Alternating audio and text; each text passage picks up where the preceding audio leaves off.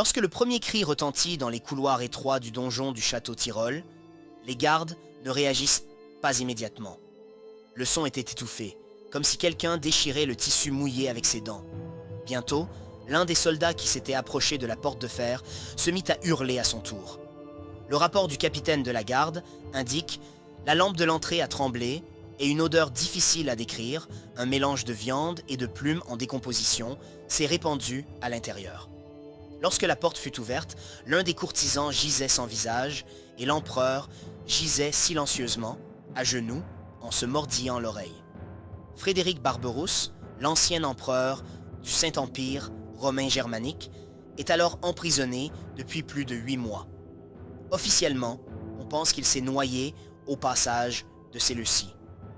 Mais dans les annales secrètes de la maison de Hohenstaufen, il est écrit que le corps n'a jamais été retrouvé.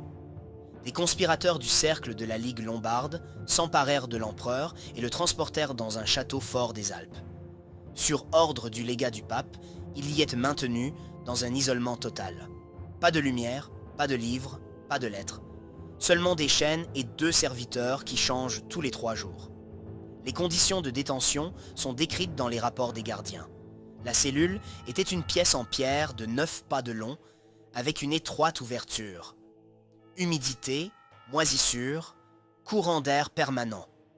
Au cours des premières semaines, Friedrich tournait encore en rond, criait, demandait une audience, menaçait d'en appeler aux princes allemands. Puis il se tait. Il dormait sur une pierre nue, mangeait peu, refusait parfois la nourriture, l'éclaboussant sur les murs. Déjà à cette époque, on commença à remarquer que sa bouche sentait la pourriture, bien que ses dents fussent intactes. Selon une description médicale faite par un médecin emprisonné secrètement, Friedrich commence à montrer des signes de troubles digestifs. Ballonnement, vomissement de sang et diarrhée noire. L'un des serviteurs, dont le nom n'est pas précisé, note que l'empereur parle dans son sommeil, dans une langue ancienne brisée et comme s'il dictait une lettre à quelqu'un. 3 mois plus tard, les hallucinations commencent. Il prétendit voir son grand-père dans le mur, pointant du doigt les chaînes. Le 4e mois, il refuse de boire de l'eau, ne boit que du vin, puis de l'urine. Les domestiques se sont plaints d'une odeur âcre. Au début, il s'agissait d'excréments. Puis, le corps. L'un d'eux a décrit « La peau de son dos était noircie. Quand je la touchais, des morceaux se détachaient. Il y avait des plaies entre ses orteils.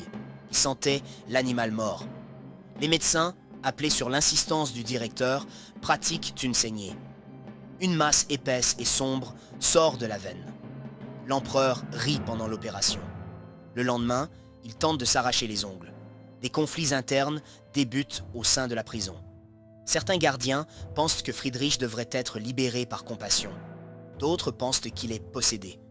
Les témoignages varient, mais il n'en demeure pas moins que durant les 6 premiers mois de sa détention, sur 8 serviteurs successifs, 4 ont disparu sans laisser de traces, 2 sont morts, 1 est devenu fou et a été poignardé à mort. L'un d'eux devint fou et fut poignardé à mort par son propre frère à Saint-Barthélemy. Le premier cas de cannibalisme n'est pas officiellement enregistré. Il n'est mentionné que dans une lettre de l'un des cardinaux au pape. Il a mordu les doigts de son scribe. On dit qu'il les mangeait. Un serviteur prétend avoir trouvé une dent dans une marmite de chaudrée. Plus tard, lorsque le lieutenant de la prison voulut changer tous les serviteurs, 3 d'entre eux refusèrent de quitter la prison. Dans leur déclaration, ils écrivent qu'ils sont obligés de rester parce qu'ils sont les seuls à savoir comment le nourrir. Friedrich ne se laisse pas toucher.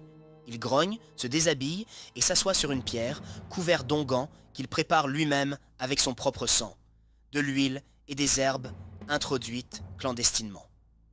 Un jour, selon les gardes, il s'écria « Je ne mourrai pas avant d'avoir mangé le traître. » Ce jour-là, en effet, le scribe disparut, ne laissant derrière lui que ses bottes. Une cape tachée de sang fut retrouvée dans un seau d'écume. Au 8e mois, l'empereur ne peut plus se tenir debout. Son corps se couvre de croûte, sa peau se fissure. L'odeur devient insupportable. Les médecins refusent de l'approcher. L'un d'eux décrira plus tard « Ce n'était pas de la pourriture, c'était autre chose. C'était comme si le corps avait commencé à se digérer lui-même. l'empereur continue de parler.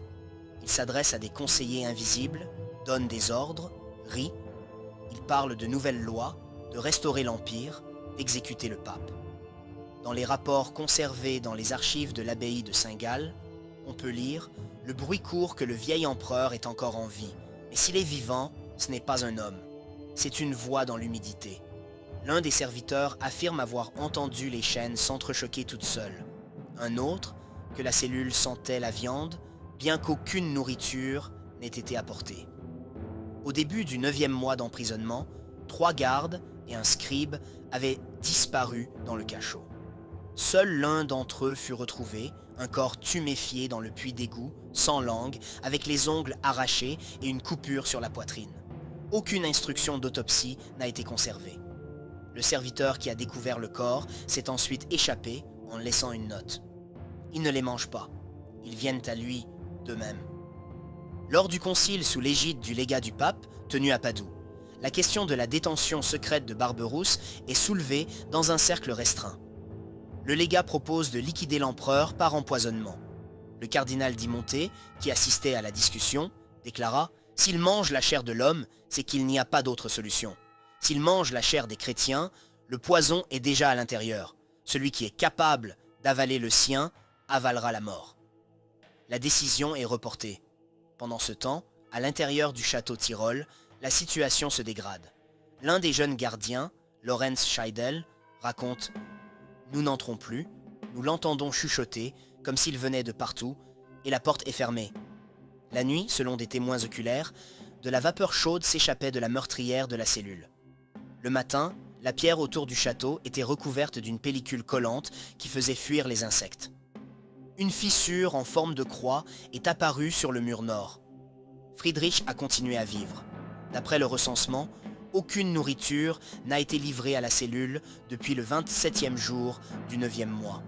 Cependant, les bruits à l'intérieur ne s'arrêtent pas. Ceux qui étaient de service à la porte affirmaient avoir entendu des bruits de pas. Un jour qu'un prélat de Salzbourg visitait le château, une voix se fit entendre à l'intérieur. Elle prononça « Donnez-moi les lettres, je suis toujours empereur. » Le prélat s'évanouit. On l'emmena. Il n'a plus jamais parlé de ce voyage. Une semaine plus tard, les gardes tentèrent de changer la serrure de la porte. Lorsqu'ils l'ouvrirent, Friedrich se tenait à l'intérieur.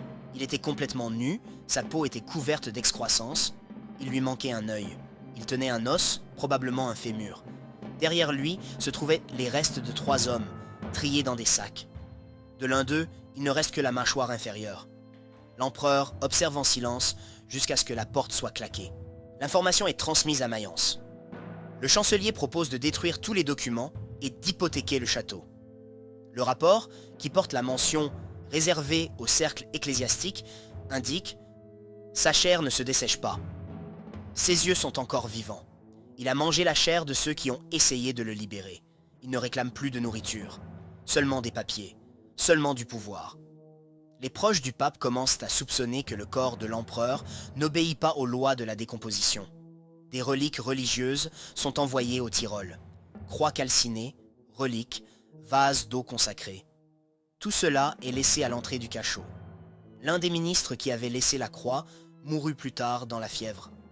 Dans son dernier délire, selon le procès-verbal du moine, il dit « Il a avalé la lumière. Il a dit qu'il ne lui restait plus que le cœur. » De plus en plus de corps disparaissent. 2 scribes envoyés pour rédiger une chronique officielle de l'emprisonnement disparaissent. Leurs plumes et encriers sont retrouvés plus tard à l'intérieur de la cellule contre le mur. L'encre avait été remplacée par du sang. Un soldat témoigne. Il écrit, il gratte des messages sur le mur comme si ce n'était pas pour lui, mais pour ceux qui viendront après. Le 10e mois, l'ordre est donné de ne plus mentionner le nom de Barberousse dans les discours publics. Les monastères, notamment ceux de Bamberg et de Trèves, commencent à éditer les textes. Ils biffent le titre, remplacent les mots « empereur » par « ancien prisonnier ». Cela provoqua un schisme. Certains théologiens soutenaient que s'il était encore en vie, c'est que Dieu le préservait. D'autres estimaient qu'il était devenu un objet de souillure. À Ratisbonne, le premier conflit armé eut lieu. Un moine en frappa un autre avec un livre d'église, et ce dernier mourut d'une commotion cérébrale. Au château, les choses tournent au désastre. L'un des gardes commença à se découper la peau pour ne pas être mangé par la peau. L'un des gardes a commencé à se découper la peau pour ne pas être dévoré de l'intérieur. Un autre s'enferme dans la chapelle et meurt de faim. Un gardien principal a disparu. Un jour plus tard, dans le couloir devant la cellule, on a trouvé une inscription gravée sur le mur. « N'entrez pas, il est en moi ». Un nouvel ordre arrive de Mayence. Le murage du donjon. Cela se fait de nuit. La chambre est recouverte de pierres, remplie de chaux, et la ventilation est coupée. Toutes les armes trouvées à l'intérieur furent brûlées. Le corps n'a jamais été enlevé. Frédéric est resté vivant dans la pierre. Les chroniques officielles disent qu'il s'est noyé comme on le lui avait dit. Le lieu d'emprisonnement n'est pas indiqué sur la carte. Mais 3 des personnes impliquées dans la mise au tombeau ont été rendues folles par la suite. L'un d'eux a déclaré « Il parle encore. Il parle même quand personne n'écoute. » Après le murage de la chambre dans le donjon du château Tyrol, il y a eu une rupture soudaine dans les chroniques. Dans les sources officielles, Frédéric Barberousse est désormais présenté comme s'étant noyé lors de la traversée du fleuve. Son enterrement est décrit de manière schématique, sans détails corporels, sans reliques, sans témoins. Mais dans les registres du monastère conservé à Bâle, on trouve une note « Les cendres ne sont pas remises. Le cercueil est fermé par un vide. Le nom est inscrit sans reste. » Le premier à contester cette affirmation fut le pasteur Hermann d'Augsbourg. Dans un sermon public, il déclara « Il ne s'est pas noyé, il a été putréfié, et la pourriture n'est pas morte. » Il est arrêté. 3 jours plus tard, il est retrouvé mort dans sa cellule. Le visage grignoté. La peau de sa poitrine avait été arrachée. Il y avait une inscription près de la fenêtre. « Il reste une dent, cela suffira. » C'est le premier décès associé au nom de Barberousse en dehors du Tyrol. Entre-temps, des messages anonymes circulent dans les monastères du sud de l'Allemagne, évoquant le retour du vieil empereur. De nouvelles sectes apparaissent, de petits groupes de personnes qui refusent de reconnaître sa mort. Ils s'appellent les chénistes et croient que Frédéric dévore les faibles pour rester. Certains se mutilent, laissant sur leur corps des cicatrices en forme de maillons de fer. Ils sont arrêtés, mais leur nombre ne diminue pas. À Fribourg, des moines commencent à disparaître. D'abord 1, puis 3. Tous travaillaient aux archives où étaient conservées les lettres envoyées pendant les années de captivité. Ces lettres ont été brûlées. Avant qu'elles ne soient détruites, le scribe réussit à faire une copie d'un passage « J'ai faim, mais pas de chair », de mémoire. « Oubliez-moi et je m'en irai à la chaîne ». La panique s'installe dans les milieux impériaux. À Mayence, la lecture des chroniques du règne de Barberousse est annulée. Les célébrations en l'honneur des victoires de Milan sont annulées. À Rome, le pape confirme officiellement « L'empereur Frédéric est mort et ne ressuscitera pas ». Mais la même année, un archiviste qui avait affirmé avoir vu une carte indiquant le lieu de la sépulture comme étant « I » disparaît au monastère de San Marco. Sa cellule était vide, à l'exception d'un morceau d'os sur son oreiller. Pendant ce temps, des signaux ont commencé à provenir du château Tyrol. Les gardes entendaient des bruits sourds, rares, mais réguliers. Ils ont d'abord pensé que la pierre s'était tassée. Mais les coups sont arrivés exactement au même moment, vers la 3e heure du matin. Un garde raconte « Le son n'est pas étouffé. C'est comme s'il venait de l'intérieur de quelque chose de creux, comme un tonneau ou une cage thoracique. » Une semaine plus tard, le même gardien a été retrouvé à l'extérieur de la ville, la bouche froncée. Ses doigts étaient serrés. Dans la paume de sa main se trouvait un sceau avec le sceau impérial. Il était interdit de tenter d'ouvrir la cellule. Mais le château a renforcé sa sécurité. Des soldats patrouillent, même sans ordre. L'un d'eux écrit dans un rapport « Nous ne croyons pas à la mort, nous croyons au silence. » Et c'est fini. Dans les monastères, le nom de Frédéric est interdit. Il est remplacé par captif ou tais-toi, mais les prédicateurs de rue commencent à prononcer son nom en priant. C'est ainsi qu'est née la rumeur selon laquelle il était devenu un saint enfermé pour les péchés des autres. La curie pontificale ordonne que tous les souvenirs de la captivité soient détruits. Les rapports, les fiches des serviteurs disparus dans le château. Les rapports médicaux disparaissent des archives. Une biographie officielle est rédigée, brève, avec une fin pieuse, mort au service de Dieu, sur la route en Orient. Mais même dans cette version, un paragraphe a été biffé. Il y est dit que le corps n'a pas été retrouvé, mais qu'il y avait encore des chaînes chaudes dans la grotte. Le nom de Friedrich est à nouveau craint par la population. Les enfants refusent de dormir dans des chambres décorées de fer. Dans les tavernes, on enlève les barreaux. Les chiens commencent à disparaître dans certaines villes. Ils sont sacrifiés, selon les croyances, pour nourrir l'homme enchaîné et ne pas être mangé. À Ulm, un forgeron forge une chaîne de 18 maillons et l'accroche à la porte avec l'inscription « Il ne passera pas s'il est enchaîné ». 2 jours plus tard, le forgeron est retrouvé mort. Le fer était dans sa gorge. L'histoire de Friedrich n'est plus une histoire. Elle est devenue un phénomène. Il n'était plus une personne. Il est devenu une forme de peur qui ne peut être ni reléguée à la terre, ni canonisée, ni oubliée. Il n'était pas craint comme un tyran, mais comme un vestige qui n'a pas disparu, alors qu'il aurait dû disparaître. La partie suivante est le point culminant. La tentative d'ouverture secrète de la cellule, la disparition de l'équipe d'exorcistes, la décomposition des structures de pouvoir et le document final décrivant ce qui a été trouvé derrière le mur 30 ans plus tard. Confirmez-le et je continue. 30 années se sont écoulées. Sur la carte, le château Tyrol était toujours répertorié comme propriété de l'église, mais en fait il était vide. Aucun des anciens gardes n'était resté. Les paysans locaux l'évitaient. Dans la bibliothèque du monastère de l'abbaye de Saint-Titus, on trouve une dénonciation. La nuit, des bruits comme des coups sur du métal sont entendus depuis les montagnes. Une fois un grognement, une fois un nom. C'est à cette époque qu'un conseil secret se réunit à Ratisbonne. L'occasion en est la découverte d'un crâne avec un sceau en or conservé, identique à celui du dernier chancelier Barberousse. Le crâne a été trouvé dans la cave d'une maison privée près du Tyrol. Il était accompagné d'une note. Il n'a pas pardonné. Il est décidé d'envoyer une délégation de 8 personnes au château, dont des prêtres, 2 médecins et un archiviste. Leur mission est d'ouvrir la cellule et de documenter la clôture de l'affaire, comme l'indique la lettre d'accompagnement. L'expédition arrive au début du printemps. Le château est vide. Les parties en bois se sont effondrées, mais les cachots ont été préservés. Le passage vers la chambre est barré par une pierre sur laquelle sont gravés en croix les mots « Ici mourut le pouvoir ». Malgré les protestations de l'un des prêtres, l'autopsie commence. Les pierres sont enlevées silencieusement, une à une. Au bout de 2 heures, ils atteignent le mur intérieur. Derrière lui, le vide et le silence. L'air était sec, il n'y avait pas d'odeur. Tout était écrit.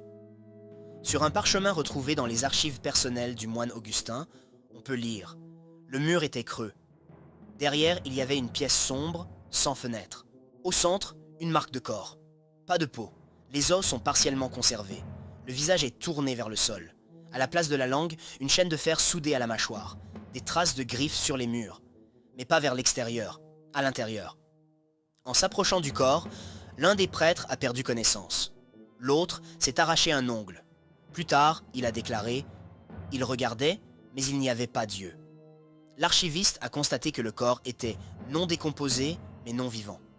Pas de pourriture, pas d'odeur, pas de signe de vie. Juste de la chair drapée de noir et des os qui ne sonnaient pas au toucher. Ils étaient mous comme s'ils avaient vécu.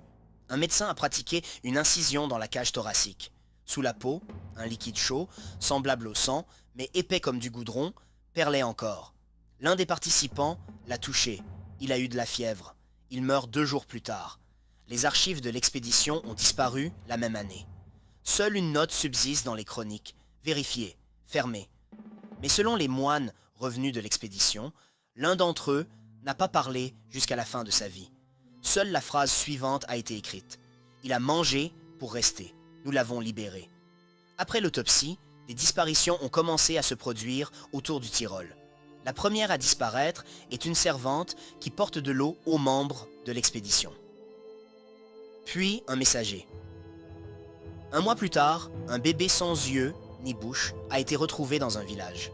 Personne n'a osé établir un lien direct avec l'événement, mais les villageois ont commencé à fuir le village. Le pasteur local a été assassiné. Il a été cloué à la porte de l'église. Gravé sur son ventre, pas de porte. Le gouvernement commence à s'effondrer. À Augsbourg, les moines refusent de célébrer les offices religieux. À Venise, les ambassadeurs venus négocier repartent avec cette phrase « Vous le laissez revenir ». L'un d'entre eux se noya plus tard dans un puits, après avoir dit « Il est à nouveau enchaîné. Mais maintenant, les chaînes sont en nous. Rome lance une malédiction. Quiconque touche au nom de Barberousse est excommunié. » L'Église commence à racheter les archives privées qui mentionnent les derniers 2 mois de sa vie. Dans les caves des monastères, de vieilles chroniques commencent à disparaître. Un scribe est retrouvé mort, une page pressée contre son visage. Sur le parchemin, on pouvait lire « Il m'a vu ». Le site du château Tyrol commence à s'effondrer. 1 an plus tard, le mur nord s'effondre. Les habitants disent avoir entendu une voix à l'intérieur. Un vieil homme a affirmé qu'elle disait « Nommez-moi encore ». Les autorités municipales ont enlevé les pierres. Tout ce qui était lié au donjon a été enterré. Ils ont mis du fer autour de l'endroit. Mais 1 fois par an, le jour de sa mort supposée, un feu noir brûle dans le village. Pas de fumée, pas de cendres, juste des flammes sur le sol. Le nom de Friedrich n'est plus écrit. On l'appelle d'un autre nom, celui qui était à terre. Les chaînes ne sont plus accrochées dans les églises. Le fer est interdit près des autels. Et dans les archives murées, sous la poussière, il n'y a plus qu'un seul document intouchable. Il a été brûlé sur les bords. Il ne porte qu'une seule phrase. Il n'a pas mangé de chair. Il a mangé de l'ordre. Confirmé. Et je terminerai par la dernière, la 5e partie. Les résultats spirituels et politiques, la disparition de la foi dans le pouvoir lui-même, la disparition du nom de la langue, et comment le silence est devenu la seule forme de défense. 1 an après l'ouverture de la chambre du château Tyrol, la première ville disparaît. Un village appelé Altbruck, qui se trouvait au pied de la colline, a été trouvé désert. Les tables sont dressées, les portes ouvertes, des traces d'ongles sur les murs, pas d'habitants. Le prêtre arrivé avec le détachement témoigne, c'était comme si tout le monde était sorti, mais personne n'était parti. Sur le mur de charbon de bois, il reste « Nous avons été entendus ». La malédiction jetée par la papauté sur le nom de Frédéric n'a pas empêché sa diffusion. Il n'a pas été prononcé, mais il a été écrit. Sur les murs des auberges, sur le corps du bétail, sur le dos des mendiants. Parfois, sur des parchemins enfermés dans des livres où il n'y avait que du vide. Les scribes refusaient d'utiliser des plumes d'oie. Les moines saignaient du nez en essayant de réécrire les vieilles chroniques. L'un d'entre eux, le frère Clément, est mort, les mains desséchées, en répétant « Chaque lettre est un lien ». L'empereur n'est plus considéré comme un être humain. Il est devenu le symbole des déchus. Pas les morts, ni les damnés, mais les déchus. On disait de lui qu'il avait rongé son frein dans les profondeurs de l'histoire et qu'il chuchotait désormais dans l'obscurité, non pas à l'un d'entre eux, mais à ceux qui voulaient le pouvoir. Un terme est apparu, les rois de la chaîne. C'était le nom donné aux souverains qui accédaient au pouvoir après la disparition de rivaux, des morts étranges ou des fléaux. Les gens croyaient que si l'on entendait une chaîne dans son sommeil, on était le prochain. L'Est de l'Empire est en proie à des troubles. À Breslau, le gouverneur disparaît. À Cracovie, l'évêque est mort, les bras en croix, comme si on le traînait. À Prague, on écrit au fusain sur les portes de la cathédrale « Il a vu vos couronnes, il attend ». Les temples commencent à ériger des autels en bois, le fer étant considéré comme un guide. Les monastères commencent à réciter des prières à mi-voix. Les chants s'arrêtent. Les princes encore fidèles au Hohenstaufen deviennent fous. L'un d'entre eux, le comte Eberhard, se fit couler une couronne de chêne qu'il porta jusqu'à sa mort. Lorsque son corps fut ouvert, l'intérieur de son crâne était couvert de marques de brûlure, comme si le fer avait brûlé de l'intérieur. Son aumônier a déclaré « Il a entendu une voix dans la nuit. Elle lui a dit qu'il ne se noyait pas. Il était juste en train de couler. » À la fin du XVIe siècle, un conseil secret a été convoqué. Son objectif était de faire disparaître tous les textes relatifs à l'emprisonnement de Frédéric. Plus de 600 parchemins, 91 annales, 29 épîtres et 4 armoiries officielles sont saisies. Tout était brûlé. Les cendres sont dispersées en Toscane. Mais même là, comme l'écrit un messager, les oiseaux ne se sont pas posés pendant 2 jours. Il ne restait plus que le silence. Il est devenu la norme. Les monastères ne sonnent plus les cloches. Les chapelles fermèrent leurs portes même pendant la journée. Le nom de Friedrich n'est plus écrit, même pas dans les premières lettres. Dans les jeux d'enfants, le mot chêne est interdit. Un jour, un garçon alsacien l'a prononcé à haute voix. Le lendemain matin, on l'a retrouvé vivant, mais avec la langue engourdie. Une fine ligne de brûlure sur les lèvres.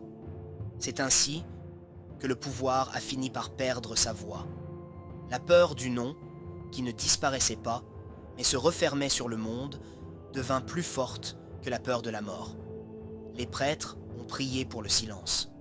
Les roturiers prièrent pour l'oubli. Les archives sont restées vides. Les pierres restèrent intactes. L'existence du château Tyrol fut rayée de toutes les cartes. Et pourtant, dans un monastère, sous la bibliothèque du château, se trouve un parchemin, brûlé sur les bords, avec des gouttes de sang dans les marges. Il n'a pas de titre.